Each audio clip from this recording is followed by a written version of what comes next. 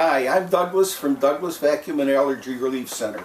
We have stores both in Highland Park, Illinois and Chicago, Illinois. I'm here to talk to you today about what do you do when your Electrolux just won't go on. There's 3 or 4 things you can do yourself, and most of the time they solve the problem without you having to spend any money at a service department. The first thing that I want you to do is open up the front of the machine, and when you put the bag in, make sure that it's pressing down this little safety switch. A lot of times what happens, either a bag isn't on there so it won't start, or it's on cockeyed. And if it's on cockeyed, the switch won't press on, the machine doesn't go on.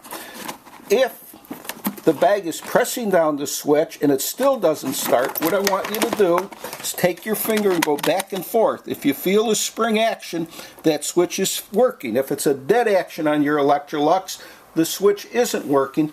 Take a little Q-tip and clean that up. You may have dust and it may solve the problem. If that doesn't solve the problem, the other thing, and this is really frustrating, the machine goes on and it goes off and it goes on and it goes off. On the top of the machine is a sensor. That can get jammed up with carbon. What you can do before you replace that sensor, and we do replace those sensors, either we can send one out to you for $38 or for $78 we do it in our stores. But don't bring it in. Try to save the money. Take this, go back and forth 3 or 4 times like a switch. That may solve the problem. If not, there's carbon built up or dust mites or something inside the sensor itself, and we will replace it for you. Now, believe it or not, the biggest problem, and this may sound funny to you, that we have with vacuum cleaners, somebody brings them in, it's dead.